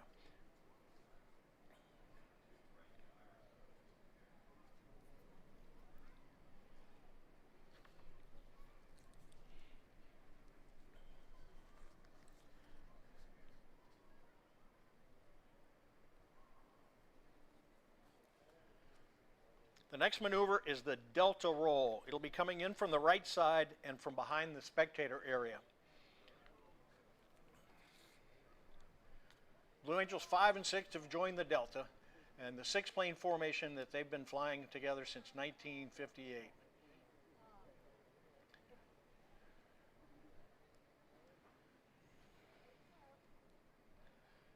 From the right at 400 miles per hour, the Delta roll. All 5 wingmen maintaining position as they roll 360 degrees over center point. Over the top, you get a good look at that Delta formation.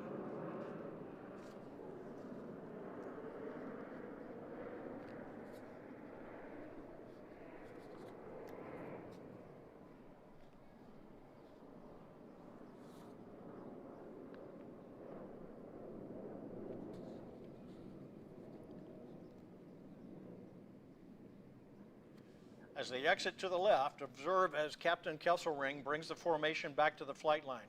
Very shortly, all 6 aircraft will be approaching for the Blue Angel fleur-de-lis.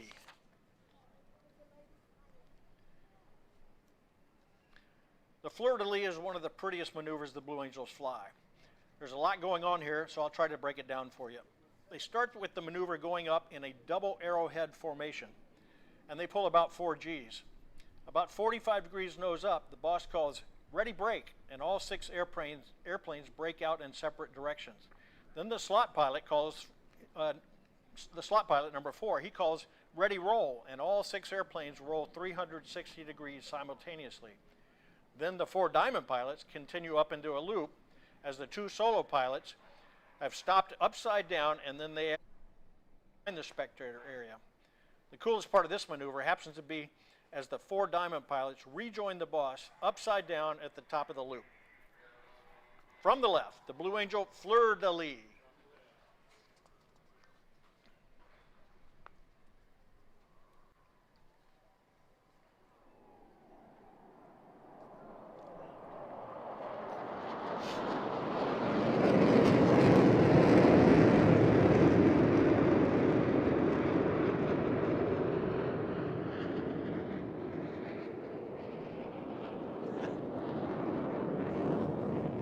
Guess we missed that one.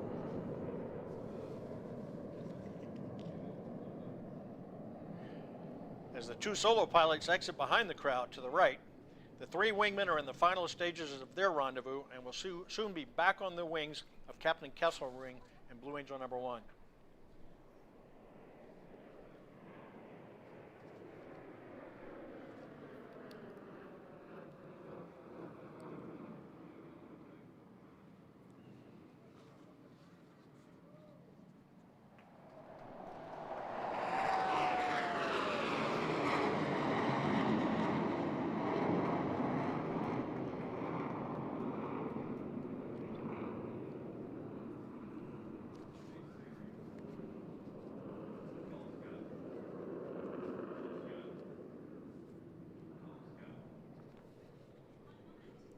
The 2 solo pilots are now rejoining the diamond for the next of our Delta maneuvers.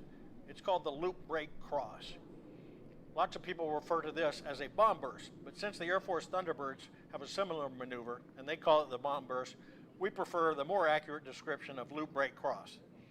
This is particularly difficult because you're trying to get 6 airplanes to cross the exact same point at the exact same moment. And it's especially difficult here at the beach because there are no checkpoints over the water like there are over land. They'll enter from the right, they'll fly a loop, and as they're pointed back down vertically towards the Coast Guard cutter, the center point, the boss will call ready brake, and all 6 aircraft will break off in a separate direction.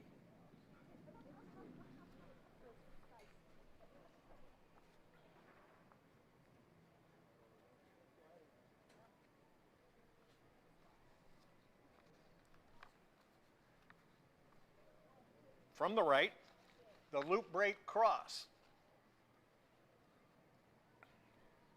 The boss is pulling about 4 Gs to get them into the vertical and over the top.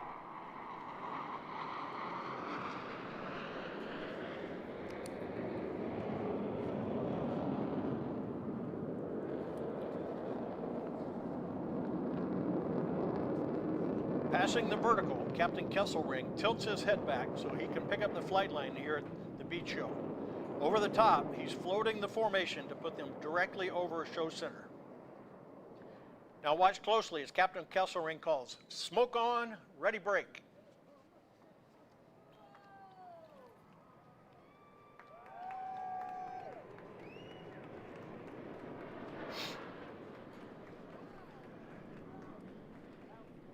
As each aircraft accelerates to 500 miles per hour, they will perform a 1/2 Cuban 8 reversal turn. As they pull up and over the top, you should be able to follow the individual smoke trails as all 6 pilots simultaneously roll their aircraft 180 degrees and head back towards center point. As the formation goes outbound, the boss is calling different checkpoints. He's calling mark 1 mile, mark 1.5 miles, mark 2 miles, and then he says, up we go, and all all 6 airplanes perform a looping maneuver.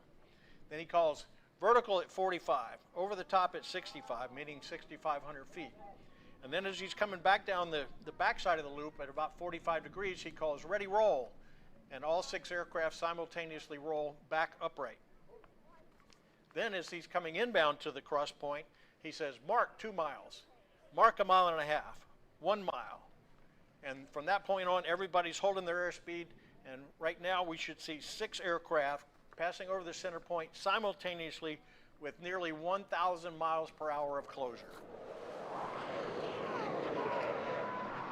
Beautiful.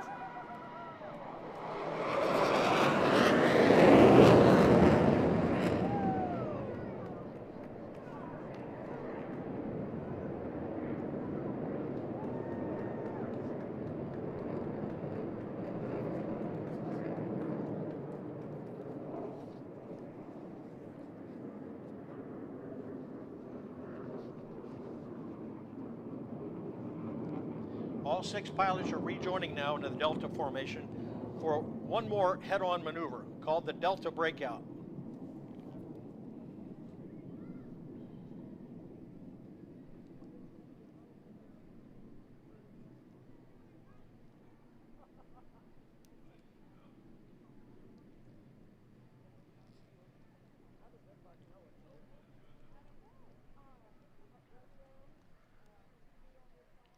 As you can see, pilots 4, 5, and 6 are rejoining with the Delta now, and soon Boss Kesselring will turn it in and approach from a straight-on position into the spectator area.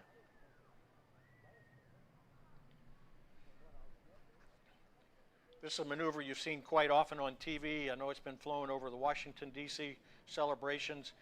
It's called the Delta Breakout. It was also flown over the Lincoln Memorial and Washington Monument in Washington, D.C., and at Mount Rushmore for the July 4th celebration in 2020.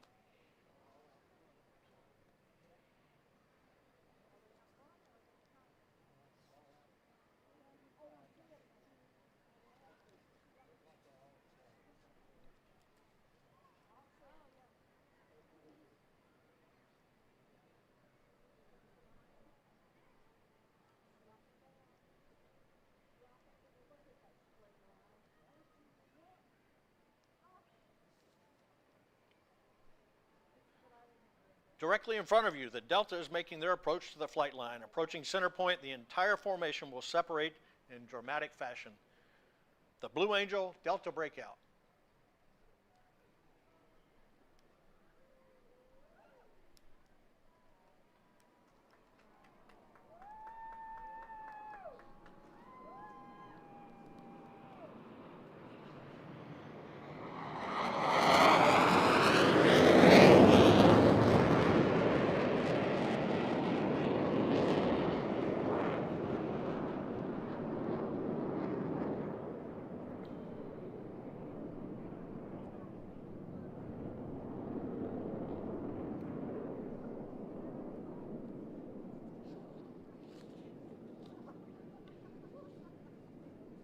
I think the Delta now is rendezvousing again for one last flat pass down the beach. I love this last pass. It's not acrobatic, so the boss is allowed to fly it closer to the spectator area than a normal maneuver. This is as close as you can get to seeing 6 awesome fighters in close formation. They should be approaching from left to right, and they'll probably fly down the beach for 5 or 10 miles to give everybody a look at it before they go home to NAS Pensacola.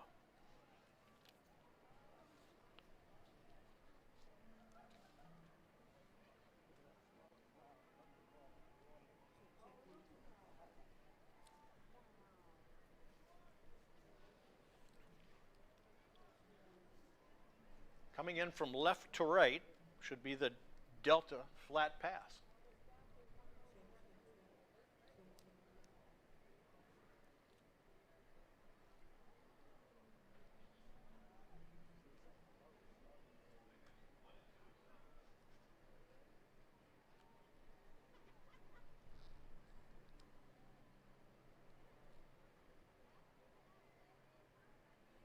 They should be coming in from the left.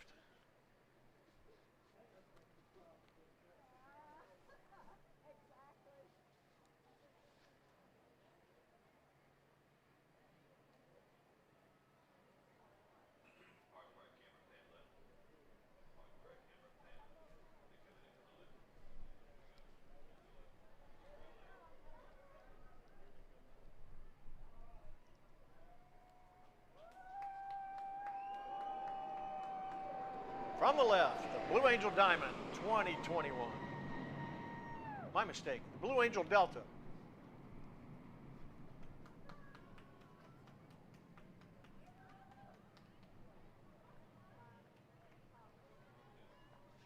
Well, folks, that wraps up the Blue Angel portion of today's flight demonstration. We appreciate you tuning in, and we will be back with you again for tomorrow's air show. We hope you join us again. Thank you very much, and enjoy the rest of your day.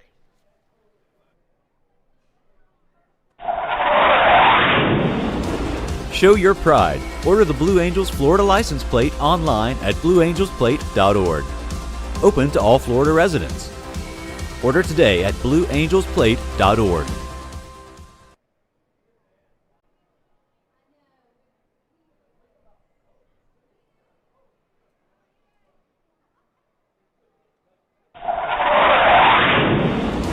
Show your pride. Order the Blue Angels Florida license plate online at blueangelsplate.org. Open to all Florida residents. Order today at blueangelsplate.org.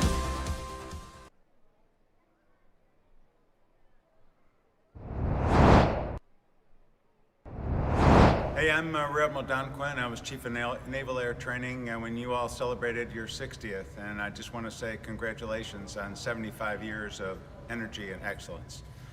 It was a pleasure working with you back in 2005 to 2007. I know how hard you work. I know how dedicated you are to the mission, and I also know that you're the face of the Navy in every state that doesn't have a saltwater coastline. So thanks for all you do for naval aviation and for the whole Navy. Congratulations.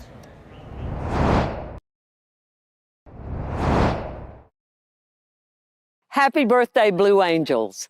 I'm Martha Saunders, president of the University of West Florida, and my sidekick, Argy, and I are so proud to live in a community with the finest aviators on the planet.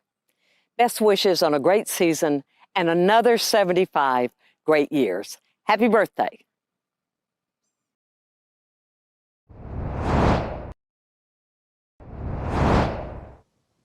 It's great to live in a community where the water's emerald green, the beaches are pearly white, and the angels are always blue. 75 years, what a great run. Congratulations, Blue Angels. We love having you call us home. Greetings, folks. I'm Sterling Gillum, Director of your National Naval Aviation Museum. I'd like to take this moment to congratulate our Navy Flight Demonstration Squadron, your Blue Angels, on their 75th birthday. Congrats, guys. Greetings, this is Ronnie Rivera from the Escambia County Sheriff's Office. We want to wish a congratulations to the Blue Angels for 75 years of service throughout the country. We want to thank them for their demonstrations and their effort throughout America. Thank you, Blue Angels. We appreciate your support.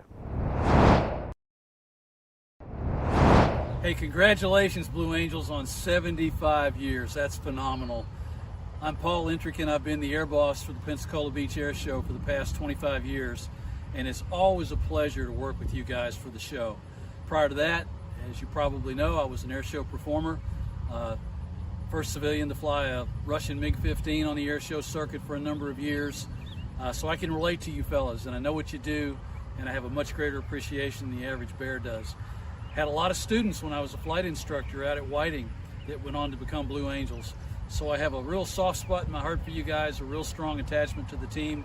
And once again, hearty congratulations on 75 years. You guys are amazing. Have a great season. Congratulations to the Navy Flight Demonstration Squadron, the Blue Angels, on 75 years of excellence in representing Navy and Marine Corps aviation to the public around the world. Fly safe and have fun this weekend in front of your hometown crowd. Hi, my name is Perry Hunter, and I'm one of the general managers down here at McGuire's Irish Pub. And my dad was a Blue Angel pilot, 1957 through 59, went by the name of Herb Hunter. My uncle Bob Rasmussen also flew 57 through 59. And my grandfather was one of the first narrators for the Blues back in the 40s. So all I can do right now is wish the Blue Angels happy 75th anniversary, guys. Well deserved. Kazoo and I, when we count 3, we'd like everyone to say, "Happy birthday, Blue Angels," all right? So let's practice. This is our practice. 1, 2, 3. Happy birthday, Blue Angels. All right, now we're gonna up our game. This is it. Ready? Are you ready? Are you really ready? Okay, then let's go. 1, 2, 3. Happy birthday, Blue Angels. Thank you very much.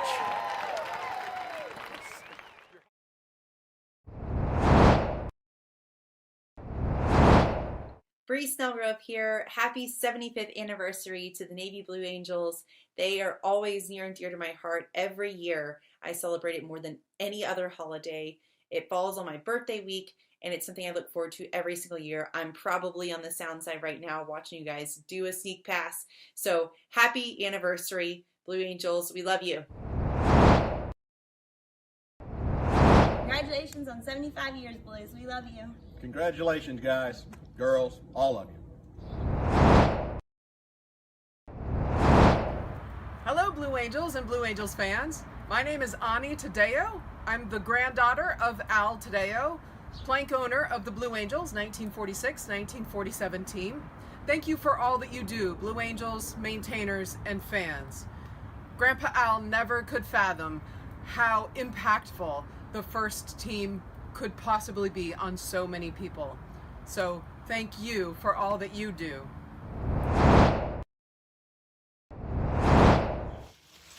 Happy anniversary, we have to blue.